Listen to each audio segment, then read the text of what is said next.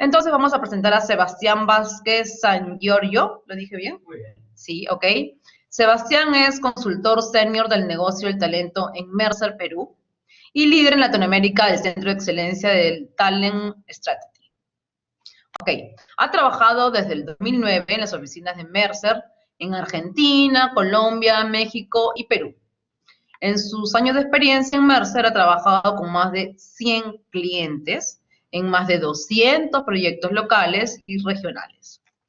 Es licenciado en Administración de la Universidad de Buenos Aires y tiene un MBA en la Universidad del Pacífico, aquí en Lima, ¿sí? Así que virtualmente lo recibimos a Sebastián con unas palmas.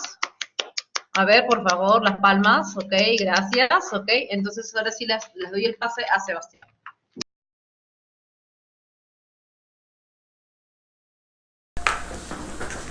Bueno, buenas noches a todos. Ay, pero qué lindo, estoy viendo palmas en el chat, me encanta. Bueno, muchas gracias a todos por estar ahí presentes.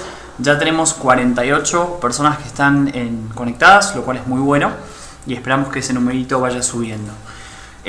Muchas gracias también a Educación Continua de la Universidad de Lima por darnos este espacio para compartir lo que tenemos hoy en agenda, que creemos que es bastante interesante y les va a resultar, creo, bastante chévere lo que vamos a compartir con toda la audiencia, que es un estudio que hace la consultora todos los años sobre tendencias de talento, ¿sí? Entonces, a ver, todos pueden ver la presentación y si muevo la pantalla me dicen por favor si se puede ver bien. Perfecto, entonces, bueno, vamos a hablar un poquito sobre el estudio de Mercer de tendencias de talento globales 2017, que es un estudio básicamente que se focaliza en lo que está haciendo hoy recursos humanos, ¿sí?, a nivel global, y también vamos a conversar de cómo eso repercute en la región y cómo repercute en lo que es el caso del Perú. Me gustaría empezar conversando un poquito con ustedes y tener un poco de conocimiento si vienen del área de recursos humanos o no. Entonces, levanto una pregunta a lo que es la audiencia en este momento. Si me pueden contar, ¿quiénes de ustedes, por ejemplo, hoy trabajan en recursos humanos? Ya sea como gerentes, jefes, analistas, no importa el puesto.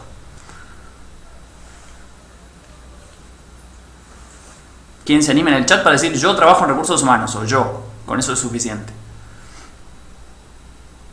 Muy bien, Dorali por ahí dice que ella trabaja en recursos humanos. Carlos Mogollón también, perfecto. Manuel también ahí como asistente de recursos humanos, muy bien.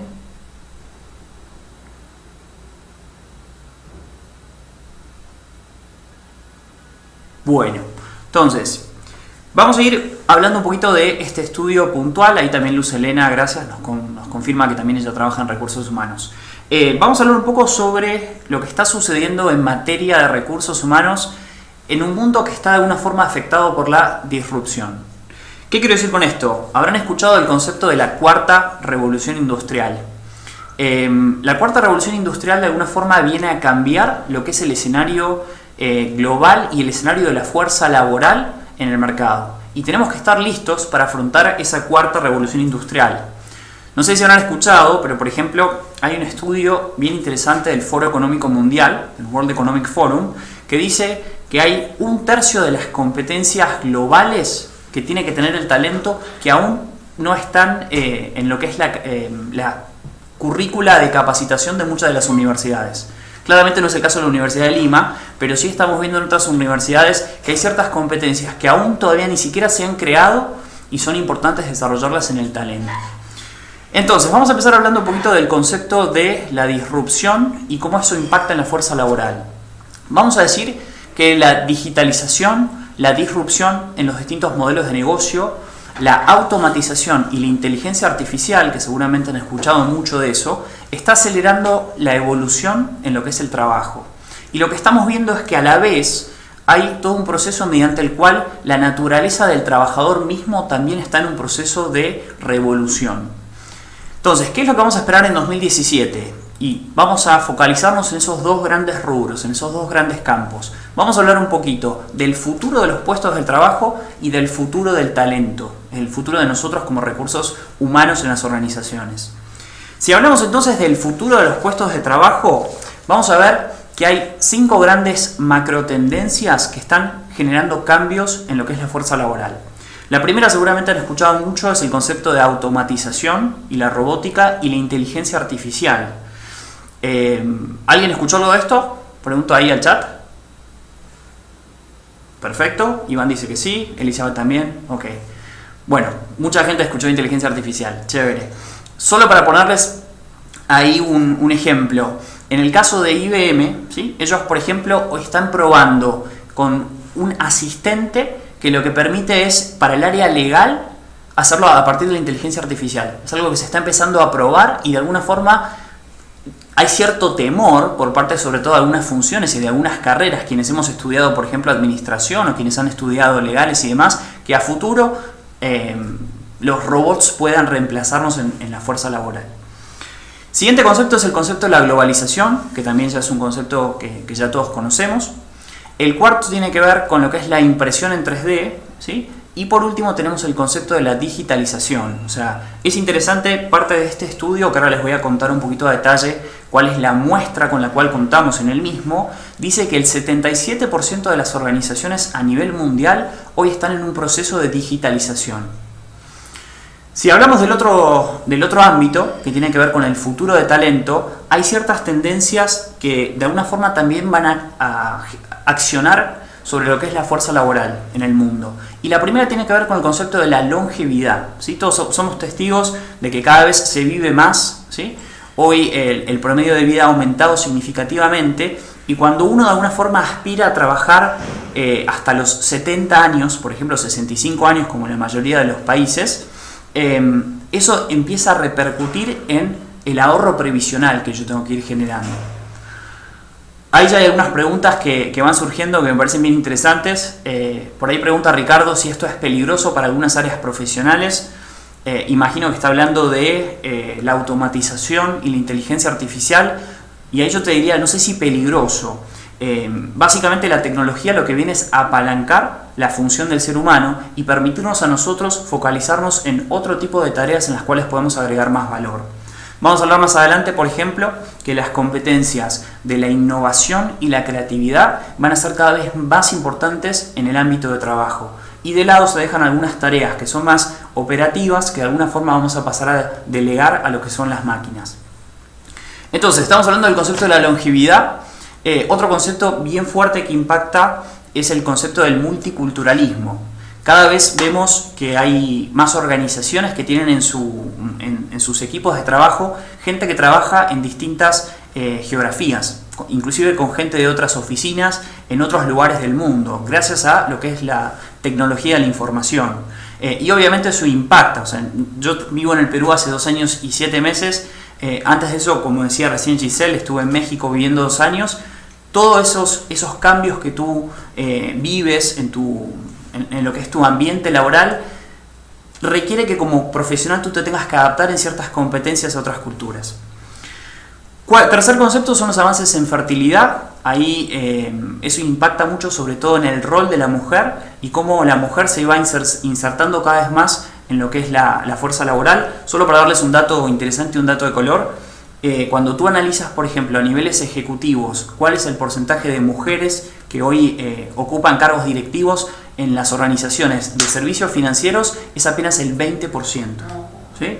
Lo cual es una llamada de atención y lo que nos hace pensar es que como recursos humanos tenemos que empezar a instaurar en nuestra organización prácticas de diversidad para fomentar que la mujer pueda tener las mismas oportunidades que los hombres.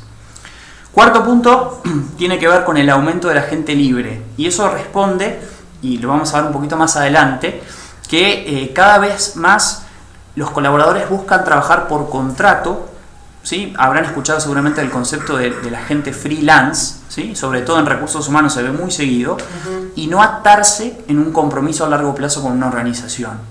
Y por último tenemos el concepto del mundo social digital o las redes sociales, que es algo que ya todos conocemos a esta altura. Entonces, ¿cómo impacta todo eso en este estudio que les vamos a compartir? Para que se den una idea, Mercer es una firma global, igual más al final de la charla vamos a hablar un poquito de eso, creo que es lo menos importante en este momento, pero lo que estamos haciendo en este caso es un estudio del cual han participado más de 400 ejecutivos en todo el mundo, y a la vez, o sea, como para tener una percepción de qué es lo que piensan hoy los directores de las organizaciones en todo el mundo. Por último, también le preguntamos a la gente qué es lo que piensa y entrevistamos a 5.400 empleados de distintas organizaciones en todo el mundo y a más de 1.700 profesionales de recursos humanos como ustedes. En total, vamos a ver que hay información de 37 países distintos, ¿sí? En el caso de Latinoamérica nos vemos más representados por las geografías de México y de Brasil. Sin embargo, también hay algunas respuestas de Perú, claramente. Y tenemos información de más de 20 industrias distintas. Lo que nos permite es conocer un poquito no solo lo que pasa en el Perú, sino también lo que pasa en la región y lo que está pasando en el mundo. Y lo otro que es bien interesante es que este tipo de estudio nos permite conocer no solo la percepción de recursos humanos, sino también qué piensa el negocio y qué piensa nuestra gente. ¿Hasta aquí cómo venimos? ¿Bien? ¿Se escucha bien? ¿Mi acento se entiende? Perfecto. Buenísimo. Entonces, vamos a la primera gráfica o la primera diapositiva que me parece bien interesante. ¿Qué fue lo que hicimos aquí? Le preguntamos en primer lugar a los ejecutivos, y es lo que vamos a ver arriba a la izquierda, cuáles son sus principales preocupaciones, o sea, dónde les duele el zapato. Y básicamente nos han dicho tres grandes cosas. Primero, el concepto de escasez de talento.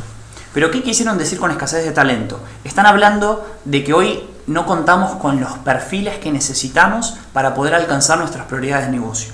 No estamos hablando de cantidad de talento, sino más bien de que cuente con ciertas capacidades que son requeridas para el trabajo. Segundo punto que me parece importante, una de sus preocupaciones es la tecnología en el trabajo y cómo la tecnología de alguna forma va a convertir a mi organización para saber si estoy o no estoy listo para ese cambio. Y ahí les pongo un ejemplo claro de empresas en el Perú. Empresas como Movistar, como Claro y como Entel hoy están en todo un proceso de digitalización en el cual están revisando las competencias organizacionales con el objetivo de asegurarse que por lo menos la digitalización sea una de esas competencias que la gente tiene que tener para trabajar en la organización, lo cual es bastante interesante y nos habla de un cambio en lo que son las competencias críticas para el negocio. Tercer punto, y ya lo mencionamos, tiene que ver con el envejecimiento de la fuerza laboral. Dato interesante, en el estudio global, por ejemplo, un ejecutivo en Alemania decía que ellos tienen una población bastante significativa de gente de edad y lo que quieren hacer es reentrenar a esa gente, ¿sí? Porque no pueden de alguna forma sacar a toda la gente de más antigüedad y contratar gente nueva que sean nativos digitales o generación Y, sino que tienen que reentrenarlos. Entonces, fíjense cómo eso impacta en la estrategia de talento que yo tengo que establecer como gerente de recursos humanos. Si vamos hacia la derecha, información interesante que vamos a ver ahí. Arriba lo que vamos a ver es qué puestos hoy siente recursos humanos que hay una sobreoferta de talento. Es decir, si tú te das vuelta y vas al mercado, te vas a dar cuenta que hay mucha disponibilidad de gente de finanzas, gente de legales y gente de administración. ¿Sí? De eso hay como exceso de oferta de talento.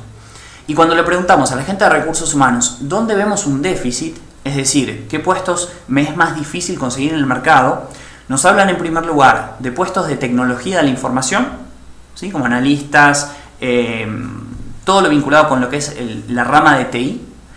En segundo lugar, todo lo vinculado con las operaciones propias, lo que se llaman las operaciones core del negocio o de prestación de servicios.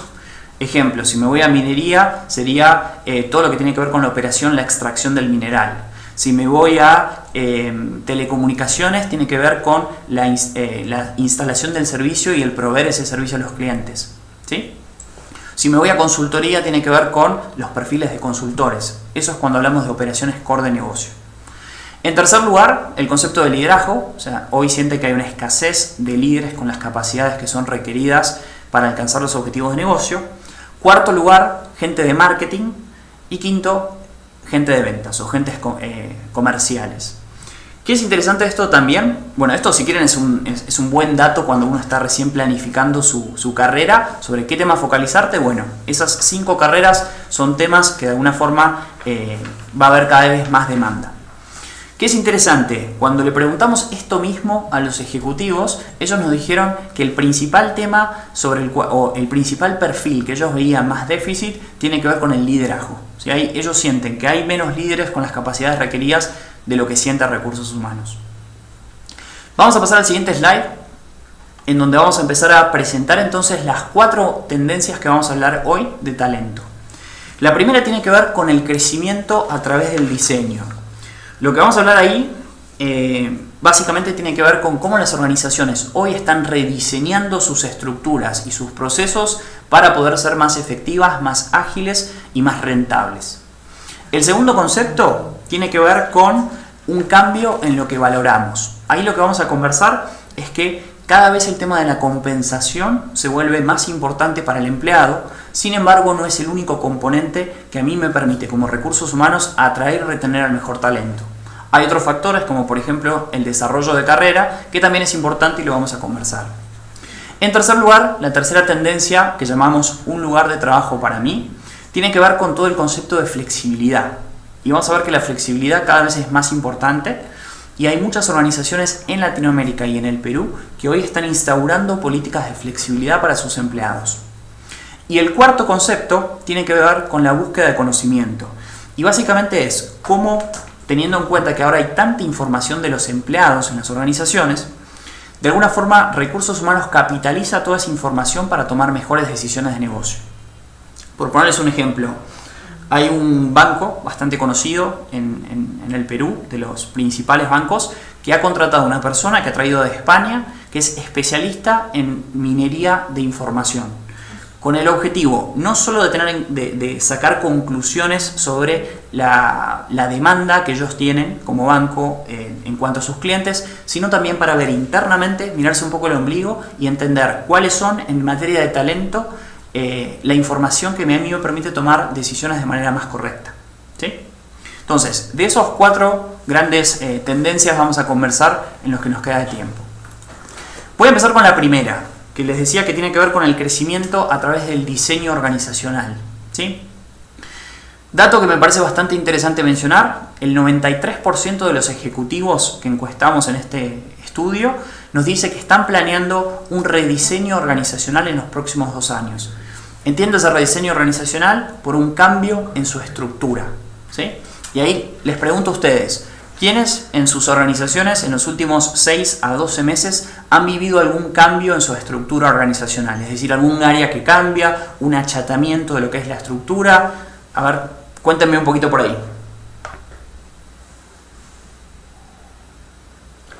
Claudia dice que ella en su organización, ok, ahí tenemos un caso. ¿Alguien más? Repito, cambios en su estructura organizacional, es decir, que mi organigrama cambió, ya sea en mi área o en el área de la organización. Ahí, por ejemplo, Iván comenta que en el área de contabilidad y finanzas y en recursos humanos y gestión de talento, José también, Luisa también. Bueno, fíjense que ahí tenemos varios casos, ¿sí? Esto es algo que estamos viendo en muchas organizaciones y responde, yo les diría, a que en los mercados emergentes, entiéndase mercados emergentes por todo lo que no es mercados desarrollados, o sea, excluyendo Estados Unidos y Europa principalmente, lo que vemos es que las organizaciones están en constante evolución y cambio. Y eso requiere, obviamente, cuando tú cambias tu estrategia de negocio, tienes que también cambiar tu estrategia de talento y tu estructura organizacional. Y ahí seguimos viendo algunos otros ejemplos. Otros datos interesantes que les traemos. Le preguntamos a los ejecutivos cómo están planeando ese cambio organizacional. O sea, de ese 93% de ejecutivos que nos dijeron que van a hacer un cambio, ¿qué tipo de cambio va a ser? 41% de ellos nos dijeron que están trasladando ciertas funciones a lo que se llama un centro de servicios compartidos. ¿Sí? Que es si conocen, por ejemplo, el modelo de Ulrich de recursos humanos, es muy común que ciertas funciones más operativas de recursos humanos, como puede ser la administración de la planilla o la administración de los beneficios, se pase a un grupo especialista que se encargue de esa función, que se llama Centro de Servicios Compartidos. O lo mismo también pasa, por ejemplo, en algunos procesos de finanzas. ¿Sí? Siguiente métrica interesante, 33% de las organizaciones hoy están implementando una estructura organizacional más chata, más ajustada, un poquito más horizontal. Y esto responde a que cada vez las organizaciones están tratando de empoderar más a su gente, ¿sí? Tercer punto, la descentralización de la autoridad. 31% de los ejecutivos de alguna forma dice que los cambios en estructura responden a ello. Y en cuarto lugar, la eliminación de ciertos roles, funciones y departamentos con un 31% de prevalencia. Y ese tema es bien importante. Cuando una organización toma la decisión de eliminar ciertos roles, funciones o departamentos, de alguna forma se tiene que hacer bajo algún criterio, si se quiere, científico, de por qué ese rol, función o departamento no están aportando valor agregado a mi negocio. Y de eso vamos a hablar un poquito más adelante. Por último, ¿qué es lo que impulsa entonces este tipo de cambios en las organizaciones? Como vamos a ver abajo, en primer lugar tiene que ver con la eficiencia, la búsqueda constante de mejorar los resultados de la compañía. En segundo lugar, una mayor agilidad, ¿sí? En tercer lugar, el generar una mejor relación, sobre todo en cuanto a cercanía con los clientes que uno tiene, mayor innovación y una reducción de costos. Entonces, esos son un poquito los objetivos por los cuales las organizaciones hoy están haciendo cambios en sus estructuras y en el diseño organizacional. Vamos a este slide que también es bastante interesante. Cómo estos cambios en la estructura impactan en lo que son los puestos, ¿sí? Entonces, ¿qué hicimos aquí? Le preguntamos a recursos humanos cómo ellos sienten que van a cambiar los puestos de trabajo en los próximos 3 años. ¿Qué fue lo que nos dijeron? En primer lugar, y esto es bastante interesante cuando pensemos en nuestros propios trabajos, que los puestos de alto valor en las empresas van a ser aquellos que estén más relacionados con lo que es el diseño y la innovación. Aquellos aspectos que de alguna forma no pueden automatizarse de forma tan sencilla. Segundo lugar, y bastante interesante, que cada vez más el management, o decir la gerencia, va a tener un mayor span de control. ¿Qué es el span de control? Es cuánta gente tú tienes a cargo. Y ese span de control puede ser directo o indirecto, ¿sí? Entonces yo, por ejemplo, si soy un jefe de un área de recursos humanos y tengo a mi cargo 10 personas en total, de las cuales 3 son mis reportes directos, decimos que mi span de control directo es de 3 y mi span de control indirecto es de 10. Entonces, lo que vamos a ver en cuanto a puestos es que cada vez va a ser mayor el span de control de las gerencias. Tercer lugar, mayor foco en lo que son las ventas y la prestación de servicio y menor importancia a los puestos de management, ¿sí? Con esto que les decía hace un rato, que cada vez se va a empoderar más a la gente para que tome decisiones. Cuarto lugar, la fuerza laboral asalariada se va a limitar a lo que es el management. Y esto vinculado al concepto de la gente libre. Interesante lo que vemos a la derecha también. 50% de las compañías hoy está planeando cambiar la forma en la cual van a evaluar los puestos, el concepto de valorización de cargos. Cuéntenme un poquito ustedes, ¿quiénes tienen hoy en sus organizaciones un sistema de valoración de cargos? En el cual lo que hacemos es identificar cuál es uno hace valoración de cargos en especial para identificar lo que es la equidad interna en mi empresa. Y yo identifico qué tanto valor agrega esta posición a lo que es la organización y a mi área. ¿Quiénes de ustedes tienen, por ejemplo, valorización de cargos en sus empresas?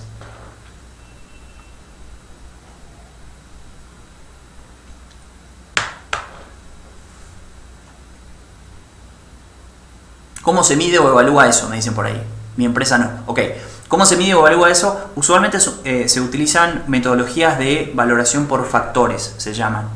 En los cuales lo que haces es determinar la silla vacía, es decir, el puesto, y por ejemplo cuál es el impacto que la silla vacía tiene sobre los resultados de negocio. También evalúas, por ejemplo, cuál es su nivel de comunicación, es decir, el cargo con quién interactúa, el tipo de comunicación que tienes.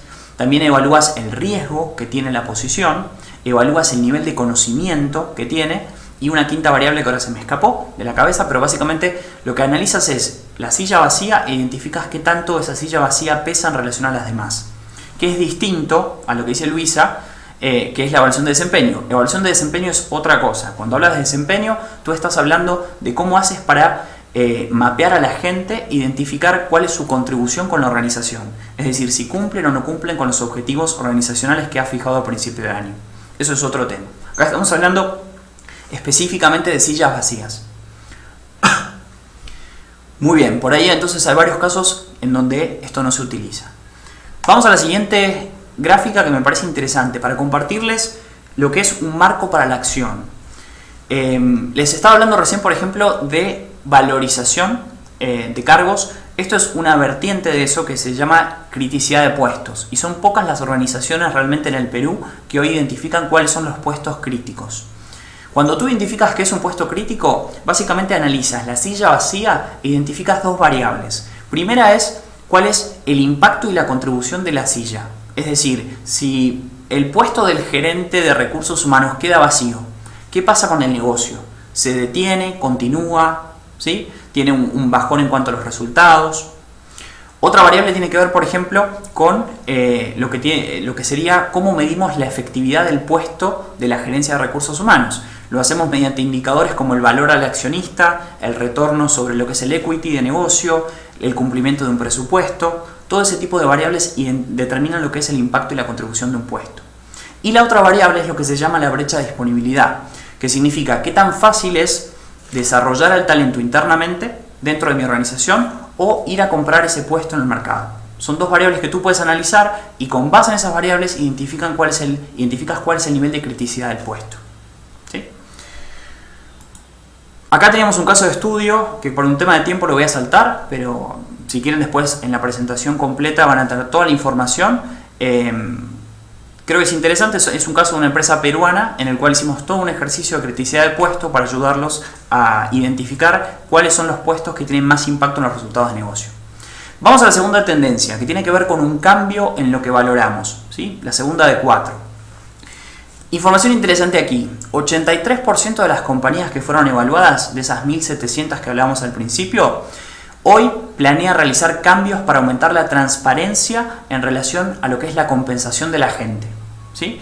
Hay veces que nos pasa en nuestras organizaciones que uno no sabe realmente cómo es que yo estoy siendo compensado, contra quién me están comparando en el mercado, o si internamente yo estoy cobrando más, menos o igual que mis colaboradores, ¿sí? Eso es el concepto entonces se llama competitividad externa, cómo estoy yo versus el mercado, y equidad interna, cómo está mi compensación versus lo que son mis pares.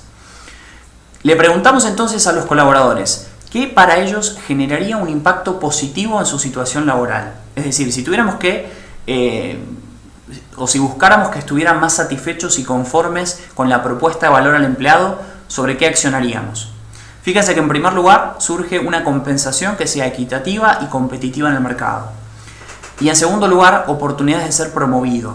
Esto es bastante interesante porque les decía que este estudio lo hacemos todos los años y esto es algo que ha cambiado en el tiempo. Hoy la compensación es el factor que más le importa a la gente, ¿sí? Para sentirse satisfecho con su organización.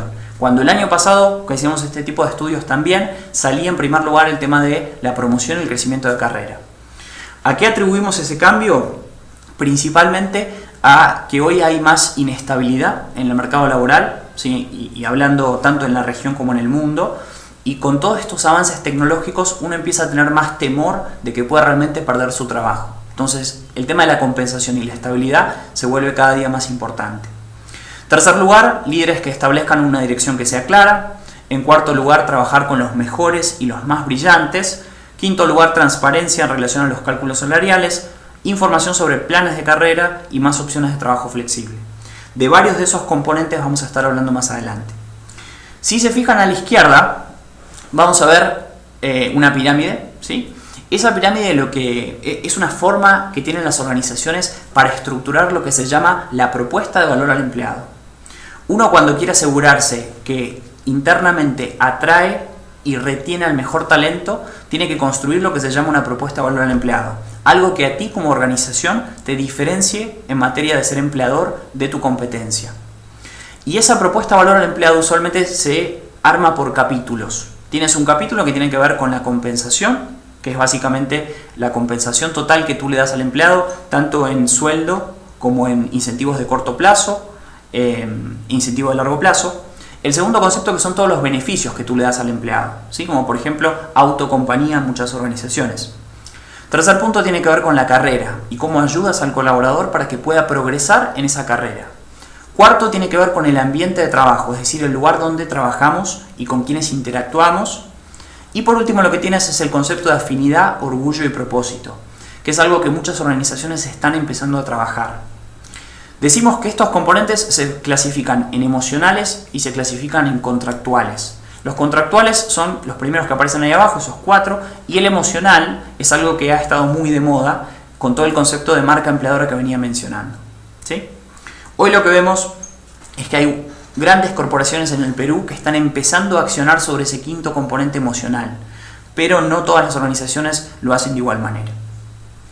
Vamos al siguiente slide que tiene información vinculada al proceso de gestión de desempeño, ¿sí?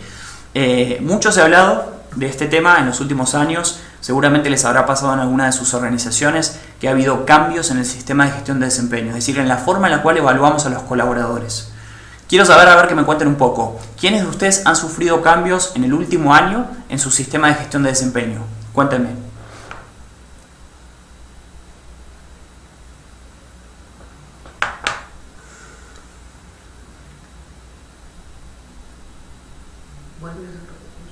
Perfecto, a ver, José, ahí dice que sí, él, Iván también tuvo algún cambio, modificación de valoración y de indicadores, perfecto, Luz también, ok.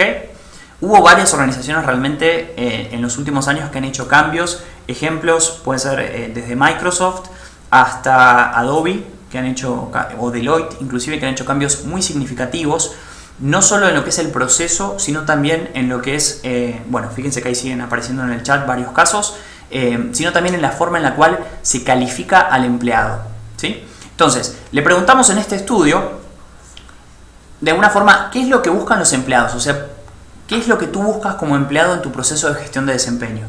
Y básicamente nos hablaron de 4 cosas. El primero tiene que ver con evaluaciones de desempeño que sean claras, una evaluación objetiva, ¿sí? Que no sea subjetiva y que de alguna forma la opinión de mi jefe esté apaciguada por ejemplo, lo que es la opinión de sus pares. Segundo lugar, el poder comparar mi desempeño con el desempeño de mis pares para saber cómo estoy versus el resto, para lo cual el tener una calificación de desempeño es bien importante. Tercer lugar, el poder crear objetivos de equipo que lo que busquen sea la colaboración y no tanto el individualismo. Y por último, beneficios adicionales para quienes son altos desempeños. Después nos fuimos a recursos humanos, o sea, esto fue la gente, y le preguntamos, bueno, cuéntenos un poco, ¿qué es lo que está cambiando efectivamente en lo que es el proceso de gestión de desempeño?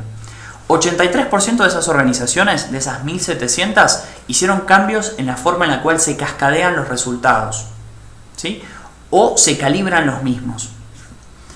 81% de ellos han introducido el concepto de feedback continuo. Feedback continuo quiere decir que no únicamente te voy a dar feedback a mitad de año en mi proceso usual de gestión de desempeño, sino que va a ser un proceso constante en el cual el colaborador y el líder tienen instancias informales para darse feedback. Y en tercer lugar, un 81% han sufrido un cambio en el enfoque, centrándose más en la carrera de la gente y en su contribución futura. Hay un concepto, no sé si han escuchado, de feed forward, que es distinto del feedback. O sea, cuando uno habla de feedback piensa en el pasado, feed forward tiene que ver con retroalimentación pensando hacia adelante. Datos interesantes también para reflejar aquí. 28% de las compañías eliminaron las calificaciones de desempeño el año pasado, lo cual creo que es bastante interesante. Se me ocurre una empresa de consumo masivo aquí en el Perú que lo hizo también. O 30% agregaron o eliminaron lo que es la clasificación forzada en 2016 y el 39% planea revertir ese cambio en 2017. Una clasificación forzada básicamente es lo que se llama, o también llamada curva forzada. Lo que haces es obligas a tu organización que tenga cierto porcentaje de gente con alto desempeño, cierto porcentaje de gente en el medio y cierto porcentaje con bajo desempeño. Y con base en eso tomas distintas acciones. Y por último, 14% ha dejado de vincular los ajustes de salario con las métricas de desempeño. Para sintetizar un poquito esta segunda tendencia vinculada a desempeño, lo que estamos viendo es que muchas organizaciones están aprendiendo del error. Es decir, están implementando una práctica, algo que suena mucho en el mercado, y si no funciona, se vuelven hacia atrás. El problema de eso es que no siempre estamos escuchando a nuestra gente. Y cuando tú no escuchas a la gente, lo que haces es perder credibilidad como recursos humanos. Vamos a la siguiente tendencia, que tiene que ver con... Un segundito, que pase el slide.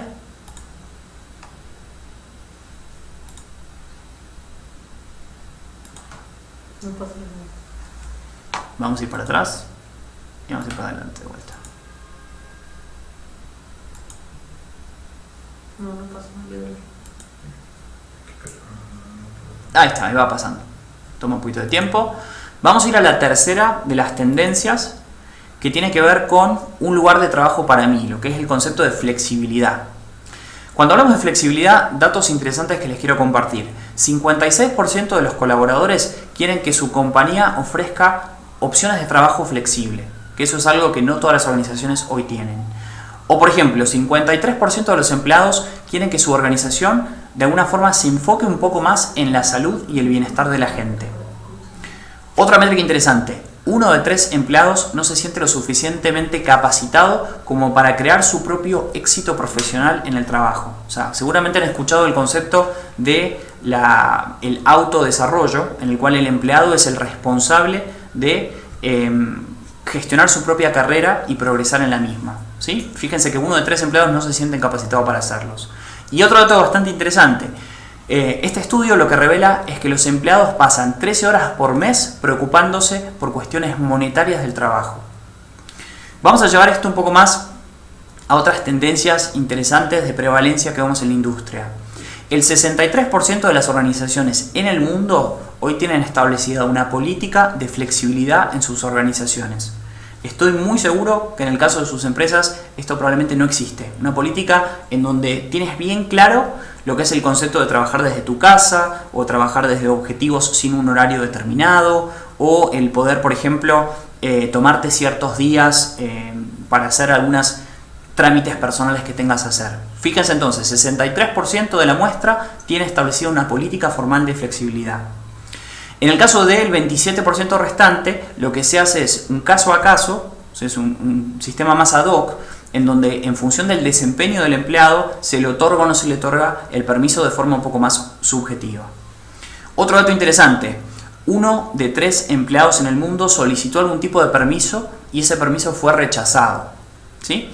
Y 1 de 2 empleados a nivel global están preocupados de pedir ciertos permisos o buscar prácticas de trabajo más flexibles porque sienten que eso va a poder llegar a impactar en lo que son sus posibilidades de promoción en la organización. Le preguntamos después a la gente qué les motivaría para trabajar más en una organización que en otras. Y vamos a ver ahí listadas algunas de estas deseos que tienen los empleados. En primer lugar, hablan de vacaciones adicionales pagas, ¿sí? ¿Quién no? Semana laboral de 4 días, viajes de vacaciones pagos, viernes de verano, o inclusive esta última que me parece bastante interesante, que es el trabajar 4 años de tu vida al 80% de tu salario, es decir, sacrificando 20, y luego la organización te da un año sabático en el cual sigues cobrando el 80% del salario. Creo que es una práctica bastante interesante esa última, y si se fijan, todas esas 6 prácticas de alguna forma tienen que ver con que los empleados hoy están buscando más tiempo libre. Adicionales, otras prácticas como el tema del gimnasio, los servicios de bienestar, asesoramiento financiero e instalaciones recreativas. Vamos a seguir ahora, considerando que nos quedan 5 minutos de exposición, nos vamos a ir a la cuarta y última tendencia de talento, que tiene que ver con el uso de información de recursos humanos para la correcta toma de decisiones. Y ahora de ahí vamos a abrir un espacio de 10 a 15 minutos para hacer preguntas e ir viéndolas una por una. Vamos a ver un segundito. Entonces, vamos a hablar de esta tendencia que tiene que ver con el uso de la información analítica para la toma de decisiones en recursos humanos. Lo que vamos a ver a la izquierda, ¿sí? Son distintas instancias en las cuales tú te puedes desarrollar en lo que respecta a qué tipo de análisis haces con información de capital humano. Tienes el primer caso, que es organizaciones que hoy no utilizan ningún tipo de información analítica de recursos humanos para tomar decisiones, y van a ver la comparación entre 2016 y 2017. Luego tienes una etapa 1, que es usar información básica y análisis de tendencias, como por ejemplo, cuál ha sido o cómo es hoy mi clima organizacional y cómo ha sido la evolución de ese clima en los últimos años. Eso es un informe, por ejemplo, del tipo 1. Luego tienes lo que se llaman benchmarks, cuando empiezas a compararte, por ejemplo, con la industria, y correlaciones con métricas de negocio, cuando, por ejemplo, empiezas a ver cuál es el impacto que las personas de alto potencial tienen sobre los resultados de la empresa. Luego tienes una etapa 3, que tienen que ver con un análisis de causa y efecto, en donde lo que empiezas a entender es cuál es la consecuencia, por ejemplo, de que yo le pague a mi gente en 75 percentil, es decir, más atractivo que el mercado, o que los tenga en mediana de mercado. Y cómo eso se correlaciona con los resultados de negocio y su desempeño. Y tienes una cuarta fase que vemos muy pocas organizaciones posicionadas en ese sector, que tiene que ver con un análisis predictivo. Ejemplo, organizaciones que puedan prever cuáles de sus talentos van a dejar de trabajar en la organización en los próximos 6 meses. ¿Sí? Eso se puede hacer, hay organizaciones que tienen modelos predictivos en función de ciertos rasgos y características de la gente. Y a la derecha, lo que vamos a ver son aquellos aspectos que para los ejecutivos son más importantes para impulsar son más importantes en materia de información de capital humano y cuáles hoy Recursos Humanos está utilizando en una línea blanca. Entonces vamos a ver, por ejemplo, que para los ejecutivos uno de los factores más importantes tiene que ver con entender cuáles son los temas que impulsan el compromiso en la gente. Y sin embargo, Recursos Humanos hoy no está pudiendo ofrecer esa información como debería. O por ejemplo, en segundo lugar, fíjense la brecha entre lo que es el desempeño del equipo desde la perspectiva de los ejecutivos y el desempeño del equipo desde la perspectiva de Recursos Humanos. Bueno, me gusta ahí lo que dice Jorge. Jorge, por ejemplo, menciona que hay tendencias en países desarrollados a contratar gente de Human Resources Analytics. Totalmente de acuerdo, y eso es algo que les mencionaba hace un ratito, que hoy estamos viendo, por ejemplo, en algunas empresas en el Perú, de contratar ciertos perfiles para hacer minería de datos vinculadas a recursos humanos. Correcto. Siguiente slide, que me parece importante. Hoy las organizaciones están contando con más herramientas para recabar información del talento de las que contaban históricamente. Y acá les traemos algunas métricas que creo que son bastante interesantes.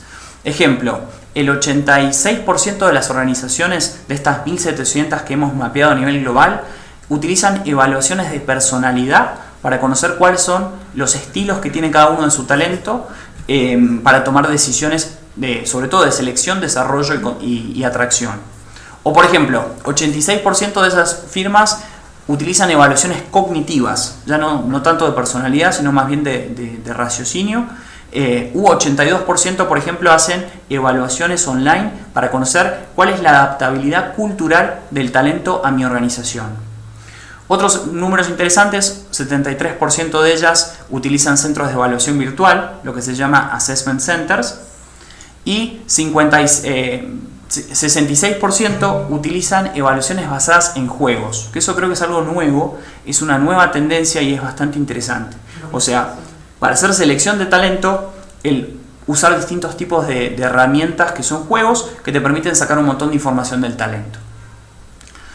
Bueno, entonces, como para cerrar estas 4 tendencias, y voy a pasarme a este último slide, hemos hablado a grandes rasgos de que hoy las organizaciones se están enfocando en 4 grandes temas. El primero tiene que ver en el crecimiento a través del diseño. Les mencionaba por ahí que 93% de las organizaciones hoy está buscando generar cambios en su estructura organizacional con el objetivo de volverse más eficientes y rentables. Vimos en segundo lugar que ha cambiado lo que los colaboradores valoran y ya el tema de la compensación se vuelve el factor más importante al momento de atraer y retener talento, producto específicamente de la inestabilidad que vemos en la fuerza laboral. En tercer lugar estuvimos hablando de un lugar de trabajo para mí, en donde hablamos específicamente sobre el concepto de la flexibilidad y cómo este es tan importante para los colaboradores. Y en cuarto lugar hablamos de la búsqueda de conocimientos y de cómo Recursos Humanos aún tiene un camino a recorrer en cómo utilizar toda la información que recabamos de talento para tomar mejores decisiones de negocio. ¿Cuáles son entonces las habilidades críticas que creemos que tiene que desarrollar nuestra gente en Recursos Humanos? Primero, el concepto de Design Thinking, que seguramente habrán escuchado, ¿sí? Creo que en la universidad es algo que también se enseña bastante. El concepto de rediseño de puestos y gestión de cambio, si quieren más como un conocimiento técnico que tiene que tener Recursos Humanos por sobre comportamental.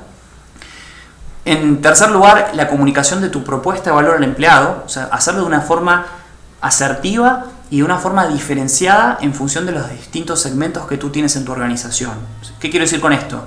Tú debes ser capaz de poder construir una propuesta de valor que no sea única para todos los colaboradores por igual, sino que más bien sea diferenciada en función de aquellos segmentos de la población que tú efectivamente quieras atraer y retener. Entra en cuarto lugar el concepto de senderos de carrera, y ya es una competencia técnica del saber en tu organización cómo mapear los posibles rutas de carrera que tiene que tener el talento, los conocimientos, las competencias y las experiencias que tienen que desarrollar, y poner eso a la luz de los colaboradores para que ellos sepan cómo construir su carrera en la organización. Siguiente concepto es el concepto de la competencia digital, que ya hemos estado hablando bastante de ese tema, y les comentaba que algunas empresas de telecomunicaciones aquí en el Perú lo están utilizando. Y el desarrollo personal, o sea, de alguna forma hacer que los colaboradores se empoderen de su propia carrera y ayudarlos a construir un plan de mejora para poder desarrollar esas competencias que los vuelvan más flexibles. Y por último, vinculado a búsqueda de conocimiento, el tener la capacidad de poder contar una historia con datos, ¿sí? Para lo cual es tan importante tener esa información y convertir esa información de datos a una historia. Y por último, lo que es el análisis predictivo, en donde yo tengo que poder, como recursos humanos, ofrecerle un valor adicional al negocio, y no solo contar cómo hoy está mi situación en materia de talento, sino poder predecir hacia dónde va el negocio y cómo lo vamos a poder acompañar. Esas creemos que son las grandes competencias sobre las cuales recursos humanos va a tener que focalizarse para ser más efectivo en el futuro, en este futuro que vimos que es bastante incierto. Siendo las 8:47, vamos a abrir entonces un espacio ahora para que nos hagan las preguntas que hagan falta y las vamos a ir contestando una por una. De frente, a ver, Carlos dice: aceptando que hoy uno de los mayores problemas de los profesionales de recursos humanos es la alta rotación de colaboradores de la empresa, en especial los Y, es decir, los millennials, ¿cuáles son, según los estudios de Mercer y o tu experiencia, los factores claves para reducir esta rotación? Bueno, perfecto, excelente pregunta. Mira, y esto es una opinión sobre todo personal que te doy, el tema de las generaciones es para mí un fenómeno socioburgués. ¿Qué quiero decir con esto? Cuando tú analizas los mercados desarrollados como Estados Unidos, Europa, y entiendes toda la bibliografía y revisas toda la bibliografía que hay sobre los millennials, es decir, quienes nacieron entre 1980 y el 2000, identificas ciertos patrones en común. Ahora, cuando te vas a nuestros mercados, ejemplo Argentina, Perú, Colombia, Chile, Brasil, la realidad es bien distinta. ¿Qué quiero decir con esto? Hemos hecho estudios, por ejemplo, en varias empresas, en las cuales le preguntamos a los distintos segmentos generacionales qué es lo que ellos esperan en su trabajo ideal. Y lo que hemos identificado en el caso de Latinoamérica es que las preferencias de un trabajo ideal no cambian tanto por generaciones. Bueno, chévere ahí lo que me mencionas, Carlos. ¿Cuáles son los 3 aspectos que usualmente se priorizan en un trabajo ideal, tanto generación Y como generación X? En primer lugar, lo que es los ingresos, que veníamos hablando justo hace un rato. En segundo lugar, el concepto de crecimiento de carrera. Y en tercer lugar, el concepto de estabilidad. En ese orden: ingresos, crecimiento de carrera, estabilidad. Fíjense que en ningún lugar estamos hablando de vida personal, que es bastante común cuando tú analizas en Estados Unidos, como bien dices, a los millennials o la generación Y. Entonces, ¿cómo hacer para asegurar que tu generación Y no rote? Bueno, lo primero es entenderla, identificar mediante un estudio, por ejemplo, de preferencias laborales, qué aspectos de tu propuesta de valor son más importantes para ellos. Y luego construir tu propuesta de valor al empleado de manera que esté apalancada en aquellos aspectos que ellos buscan, no basándote pura y exclusivamente en la bibliografía que hay, porque, como te digo, la realidad en Latinoamérica es bastante distinto de lo que pasa en otras geografías. ¿Alguna otra pregunta?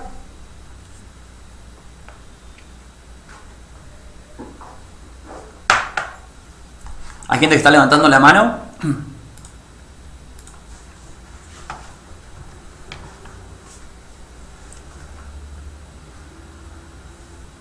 Iván Carvajal. Estoy levantando la mano, pero yo escribí su pregunta porque no podemos, no le vamos a dar pase. A ver, ahí por ahí decían, esta evaluación que mencionaste al comienzo sobre la silla vacía. Perfecto, ok, hablemos un poco de eso. Estaba hablando específicamente de valorización de cargos o valoración de cargos. Usualmente cuando tú planificas lo que es tu compensación en tu organización, vives un proceso que empieza con lo básico en recursos humanos, que es identificar qué es lo que hace cada puesto. Eso es lo que se llama descripciones de puesto, ¿sí? Que seguramente muchas de sus organizaciones hoy tienen descriptivos de cargo. El siguiente paso es lo que se llama la valoración de cargos. Tú lo que haces es identificar cuál es el peso o le asignas un puntaje, si quieres, a esa descripción de cargo, o mejor dicho, a lo que hace el cargo, y lo que te permite eso es comparar qué tan importante es un cargo por sobre los demás, ¿sí? Una vez que tienes claridad sobre eso, lo que haces es construir un mapa de valoración de cargos, en donde obviamente el gerente general va a ser la posición, por lógica, que tiene el puntaje más alto, y debajo van a ir tus gerentes, tus jefes, tus colaboradores con distintos niveles. ¿Para qué hacen esto las organizaciones? Con el concepto o con el objetivo de poder diferenciar después el paquete de compensación y asegurarte, obviamente, que un gerente esté mejor compensado que un jefe, y mismo dentro de tu propia estructura organizacional puede que el área de compensaciones sea más importante que el área de desarrollo. Y entonces tienes que asegurarte que esa valoración de cargos esté acorde y la compensación de la gente esté acorde. Entonces, ¿cómo haces un proyecto, por ejemplo, de compensación integral? Empiezas con descriptivos de puesto, luego haces todo un proceso de valoración de cargos, luego lo que haces es identificar qué tan bien pagas están las posiciones versus el mercado. Lo siguiente que haces es construyes escalas salariales, que justo por ahí alguien, Fernando, está hablando, y el punto número 5 es construir tu política de compensación salarial. Esos son los 5 grandes pasos. De esos 5 grandes pasos, yo les diría que el 80% de las empresas en el Perú, por lo menos medianas y grandes, tienen descriptivos de puesto, eso es muy común. En cuanto a lo que es valoración de cargos, yo les diría que 6 de 10 empresas tienen algún tipo de proceso, algunas más científicos que otros para valorizar cargos. Y ya cuando hablamos del resto, de la competitividad externa es algo muy común. O sea, eso se hace, por ejemplo, con encuestas salariales, en donde lo que haces es comprar información de cómo está pagando el mercado. Y el resto es simplemente un proceso de formalizar todo eso en bandas salariales y llevarlo a lo que es... a ver, van saliendo más preguntas. Y llevarlo a lo que es una política salarial. Vamos a la siguiente. A ver, más adelante, más arriba. Más arriba veo una chica. ¿Cómo manejar el servicio de escalas salariales? Ok, eso es un poquito lo que veníamos conversando hasta ahora. La administración de o sea, tú lo que tienes que tener cuando defines, y nos estamos yendo a tema de compensación, pero creo que está bueno, tienes que tener una política de administración de la gente en lo que son las escalas salariales. Una escala salarial básicamente lo que determina es cuál es el midpoint de mercado, es decir, cuál es el punto que hoy el mercado está pagando, y estableces un mínimo y un máximo. Y lo que haces es ir llevando a la gente, administrando su compensación, para que siempre esté dentro de un rango de salarios. Y cuando esa persona llega al máximo del salario, lo que tienes que hacer es promocionarlo a un siguiente nivel, a la siguiente banda salarial, ¿sí? Tiene que ver con lo que es la compensación integral, que es un concepto que lo hablamos de alguna forma cuando mencionamos la segunda tendencia. ¿Qué más tenemos por ahí? ¿Podrías hablar un poco más sobre valoración de cargos? Ahí estuvimos hablando de eso. ¿Qué opinas de la tendencia del teletrabajo? Esa me gusta. Bueno, teletrabajo es algo que yo les recomendaría que utilicen este estudio para compartirlo si quieren con sus gerentes de recursos humanos o sus gerentes generales. Pueden ir viendo aquí que cada vez es más importante la búsqueda de ese trabajo flexible, ¿sí? Y el teletrabajo es una práctica que está instaurada ya en muchas organizaciones, tanto en el Perú como en la región. Ahora, para eso necesitas toda una infraestructura, en primer lugar, que te permite a ti, o que permita a los empleados poder realmente trabajar desde sus casas. Eso es lo primero. Y lo segundo es que tu cultura tiene que estar lista para poder tener ese cambio. Ejemplo, si tú no has instaurado nunca una política de gestión de desempeño en tu organización, es decir, en la cual cada uno de los colaboradores tenga fijados objetivos, es muy difícil que realmente puedas establecer una práctica de teletrabajo, porque vas a seguramente tener líderes que van a requerir estar en constante interacción con los empleados y saber en qué anda cada uno de ellos, ¿sí? Entonces, eso, por ejemplo, es una barrera para implementar teletrabajo. Otro concepto tiene que ver, por ejemplo, con la naturaleza del teletrabajo. Me ha pasado un caso bastante interesante. Una vez hicimos una encuesta de clima en un cliente, un banco en Argentina, más de 6.000 empleados, y una de las principales preocupaciones que tenía la gente era, bueno, yo quiero teletrabajo. Pero ¿qué pasa? Si piensas en los agentes, por ejemplo, no sé, si vamos al BCP o vamos a Interbank, cualquier banco, el cajero sí o sí tiene que tener una relación con el cliente porque es client facing, o sea, es de cara al cliente, y es imposible instaurar una práctica de teletrabajo en una organización así. O si lo haces, de alguna forma vas a generar diferencias entre quienes tienen relación con el cliente y tienen que estar en la oficina y quienes no. Entonces, si quieres conceptos que tienes que tener en cuenta, por un lado es la tecnología, en segundo lugar tu sistema de gestión de desempeño y en tercer lugar tu cultura organizacional. Esos son 3 temas que van a incidir sobre lo que es la práctica de instaurar el teletrabajo en tu organización.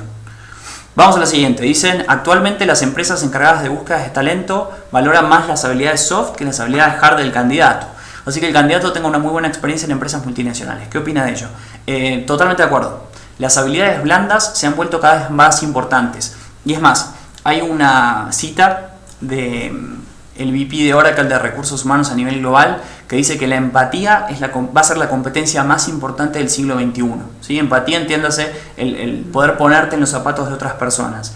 Y de alguna forma, si esto lo relacionamos con todo lo que venimos viendo, sobre todo al principio de esta sesión virtual, hablábamos de que existe cierto riesgo de que las máquinas y la inteligencia artificial puedan reemplazarnos a nosotros. Y esas habilidades blandas van a ser de alguna forma lo que nos va a terminar diferenciando del trabajo que puedan hacer las máquinas. Solo para ponerles un ejemplo, hay una página bien interesante dentro del Harvard Business Review, HBR. Pueden buscar riesgo de perder mi trabajo en inglés, o risk to lose my job, y es un sitio web en el cual básicamente lo que pueden poner es cuál es su puesto y les da un numerito de cuál es la probabilidad de que ese puesto a futuro sea reemplazado por lo que son las máquinas. Es bastante interesante. En el caso de los abogados yo me asustaría un poco. ¿Sí? Repito. ¿Cómo es Risk to Lose My Job de Harvard Business Review, HBR. Bueno, vamos a la siguiente. Ya cerrando, igual, si hay más preguntas, al final de esta presentación van a tener mis datos de contacto. Con mucho gusto, siéntanse libres de escribirme un correo y busco un espacio para o hablar por teléfono o para contestarles las dudas que puedan tener del estudio y de otros temas de recursos humanos. A ver, ahí dicen, en el caso de cargos de confianza, ¿cómo aplica según lo que mencionas? No sé, Joel, a qué tema puntual haces referencia, si es teletrabajo o si estamos hablando de valoración de cargos, puede ser. La valoración de cargos en personal de confianza, usualmente, si te riges por sindicato, en ese caso, digamos, no aplica. La estructura salarial usualmente tú la haces para lo que es el personal, digamos, los administrativos y demás. Y lo que se hace en las organizaciones es trabajar distintos tabuladores salariales. O sea, tienes un tabulador para lo que es tu personal de confianza y un tabulador para el resto. Otra pregunta por ahí dice, a ello debemos educar a la gerencia, que es muy importante su rol como cuidador de su personal para evitar la rotación no deseada. Totalmente de acuerdo. La última pregunta. Bueno, última pregunta. Entonces, y ahí hay otra pregunta que dice cómo se puede medir el liderazgo, y si quieren contesto las dos juntas. Una forma de medir el liderazgo es, por ejemplo, mediante evaluaciones de competencias, ¿sí? Y eso puede ser con una evaluación, la más común o la más conocida, se llama evaluación 360 grados, en donde lo que haces es que el jefe de un líder, es decir, el gerente, suponte, los pares de ese líder y los colaboradores de ese líder evalúan las competencias organizacionales y básicamente, y después el líder se evalúa a sí mismo para identificar las brechas en cómo soy como líder y cómo me está viendo mi entorno. ¿Sí? Eso es un tipo de evaluación de liderazgo que se utiliza mucho, sobre todo en procesos de desarrollo organizacional. Otra forma de medirlo, y para contestar la primera pregunta, ¿para qué te sirve eso? Para identificar dónde están las fortalezas y las oportunidades y segmentarlas por tipos de competencias. O sea, tú cuando construyes un modelo de competencias, tienes algunas que son más de negocio, tienes otras que son más de desarrollo de gente, otras más operativas. Por ahí decían, entonces, ¿cómo hago para que los líderes sean líderes más de desarrollo de gente? Bueno, planifico mi estrategia de desarrollo del talento para priorizar aquellas competencias blandas por sobre las competencias de negocio. Esa es una forma que hoy, si quieren, de paso les cuento. Cuando tú analizas las encuestas de clima organizacional, vas a ver que usualmente los líderes son más efectivos gestionando relaciones con sus clientes o estableciendo objetivos o estableciendo la visión estratégica que desarrollando a su gente, preocupándose porque crezcan como profesionales, dándole feedback constante. Y eso responde a que hoy las organizaciones se focalizan más en las competencias duras que en las competencias más blandas de desarrollo de gente. Bueno, Tu correo al final. paso a la última pantalla, ¿sí? Para que les quede entonces mi correo electrónico. En caso tengan cualquier otra pregunta, De vuelta, me comprometo a contestar cualquier pregunta que me quieran hacer en materia del estudio o en materia de recursos humanos, con mucho gusto. Denme solo un par de días en caso que me demore. Ahí al final abajo tienen lo que es mi perfil, con un poquito lo que vino comentando hasta ahora Giselle, y ahí tienen abajo lo que es mi correo electrónico en caso me quieran escribir con cualquier consulta. ¿Sí?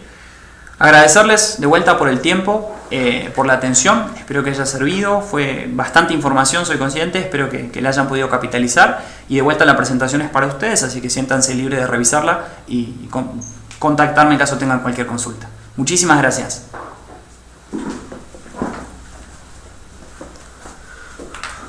Bueno, queremos de hecho agradecer a Sebastián, que ha tenido una presentación sumamente clara y ha abordado las 4 estrategias que nos ha contado, las 4 tendencias sumamente rápido, tratando además de responder muchas consultas.